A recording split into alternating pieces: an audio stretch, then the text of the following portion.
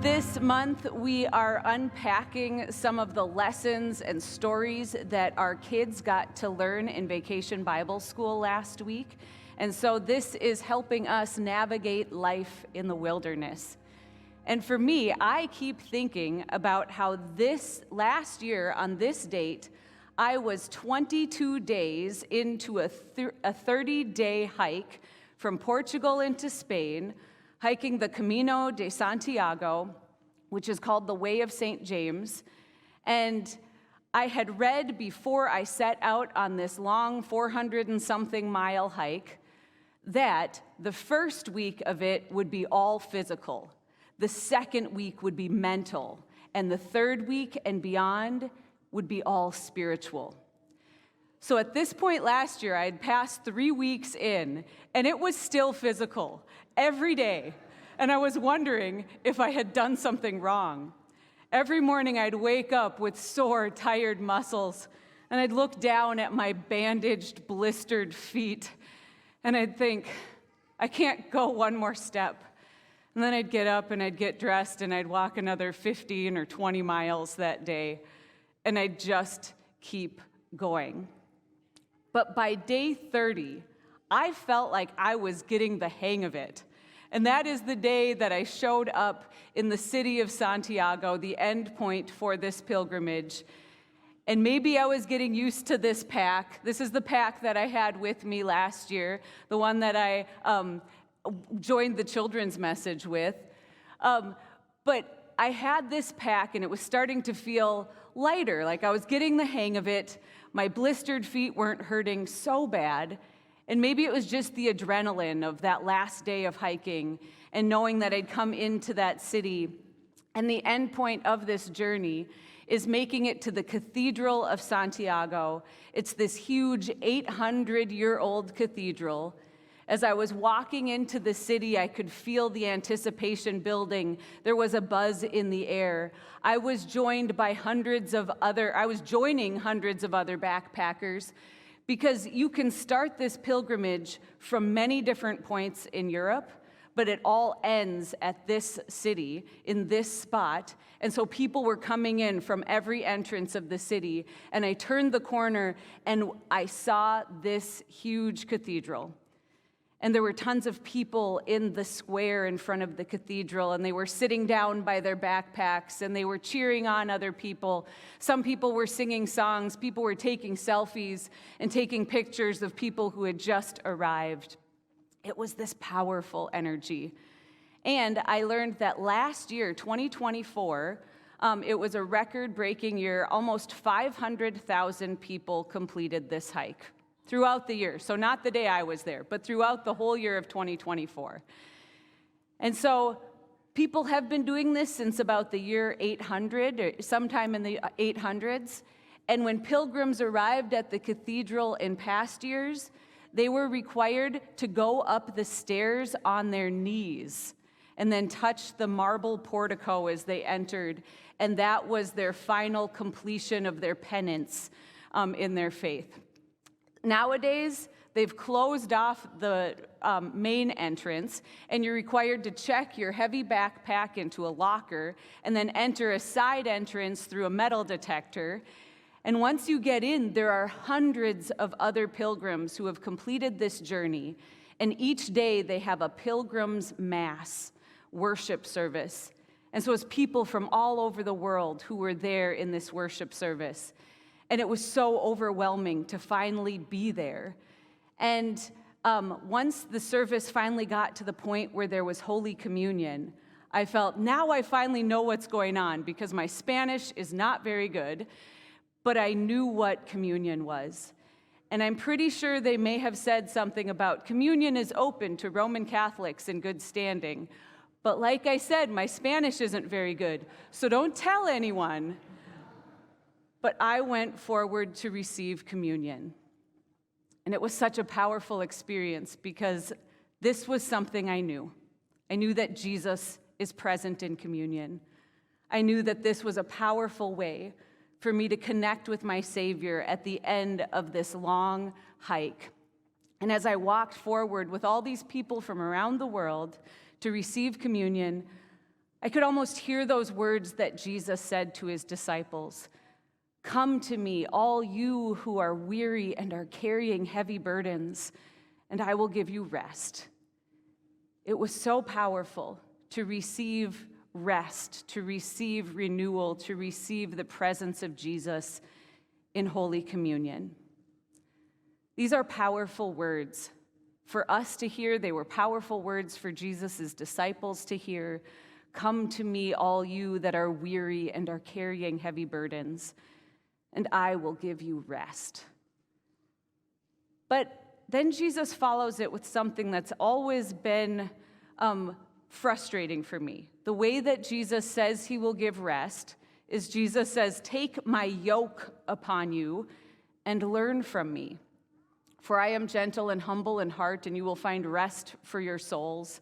For my yoke is easy and my burden is light. Now, for me, when I want rest, I would have much preferred Jesus to say, come to me and I will give you a winning Powerball ticket so that you can just go to whatever tropical destination you want to, leave behind all of your struggles and challenges, financial obligations, just go, get an escape. But instead of giving us an escape from life, what Jesus offers us is equipment. And then Jesus himself is our equipper who walks with us. Now, a yoke is a wooden framed instrument that harnesses two animals together so that they can pull a heavy load. And this is designed so that they can pull the load more efficiently. They can carry something heavy longer and farther, and it won't be a strain. It'll still be heavy, but it won't strain them in unhealthy ways. And Jesus wasn't offering a literal yoke. He was a rabbi, and rabbis, when they were recruiting students or disciples to follow them, they asked their students to take on their yoke. And so the yoke that a rabbi would offer was their set of teachings. So they're saying, come and learn from me. But it's not like a classroom lecture presentation learning. It was, come walk with me. Come share life with me. See how I deal with the stresses and the burdens of life. See how I carry them and walk with me. And I will show you how to carry your burdens of life. And I am gentle and humble in heart. I am a teacher you can trust to help you shoulder this load. What we often want is an escape from the burdens of life. But Jesus instead gives us equipment so that we can carry the burdens of life. I think it's because Jesus is realistic. With or without Jesus, life will bring burdens with it. But with Jesus, we have someone who can teach us how to carry the load, and we don't have to shoulder it all by ourselves. We can come to Jesus. Now, a few weeks ago, someone scheduled a meeting with me, and they said they just wanted to get something off their heart. They said that they don't know why it's still bothering them, but they said when they were younger, as a young child, they experienced a really deep loss. And this person said, it's been decades and decades. I should be over this by now. Why am I not over this? And I said, you never fully get over your hardest losses, but you learn to carry them. The hope isn't that you just forget that it ever happened and it doesn't impact you in any way. But the hope is that you've learned how to carry it in a way that it's not crushing you. And one of the ways you can learn how to carry it is walking with Jesus. And I said to this person, maybe you're not over it yet because you're not over being human yet. Being human means that we just have these burdens. And Jesus became human with us so that Jesus can relate to us and teach us how to carry the burdens that we have. We often wish we could get rid of some sort of heavy burden. Like for me, last summer, it was a chosen burden. I chose to do that walk during sabbatical. I knew it would be challenging, but it was mainly just a physical burden. Most of the burdens we carry with us every day, they're not just physical. They can be medical, they can be relational and interpersonal. They can be emotional. They can be political. There are so many burdens that we carry in our lives every day. And when we look at the world around us, there are scary things happening in our country. There are wars and scary things we are a part of in other countries. This is heavy. This weighs on us. So whether it's interpersonal struggles you have or financial struggles you have, or you're fearful about what's happening in the world around you, these things are real. These are the things that Jesus says, "Come to me, all you that are weary and carrying heavy burdens, and I will give you rest." And Jesus says rest for our souls, which means we still have to shoulder these burdens. There's things we still have to address and deal with and confront in our world, and yet we're not doing it alone.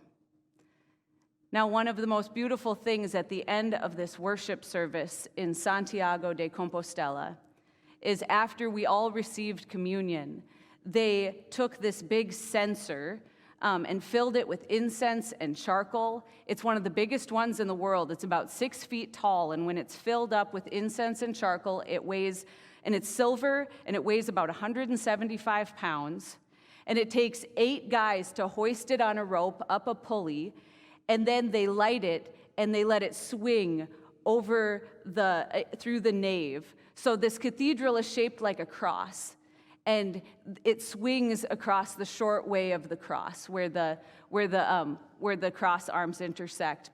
And it fills the cathedral with this beautiful, or if you don't like that smell of incense, not so beautiful smell. People are divided on that. But it's an Old Testament tradition of offering your prayers up to God with incense, offering your petitions, your cries for help, your prayers of thankfulness up to God with the fragrant smell of incense so that it's pleasing to God. And I got to watch them swinging this incense over us. And not only did it have a biblical purpose of all of us offering our prayers up to God and our burdens up to God, but also, especially in past decades and centuries, the pilgrims really stink. And they need to fumigate the cathedral. And so it fills the cathedral with wonderful smells rather than the smelly pilgrim smell of hundreds of people. But it was a powerful visual symbol for me of here I had been burdened on this walk, and I come at the end, I come to Jesus. I offer my prayers of petition and my prayers for help, but I also offer my prayers of thankfulness that I wasn't walking alone, that Jesus was walking with me, that Jesus is there in the physical burdens of life, but in all the other burdens of life that we share as well. And it was that beautiful visual scene of seeing all those prayers going to our God. So my hope is that as you are carrying your burdens, remember that you do not walk alone.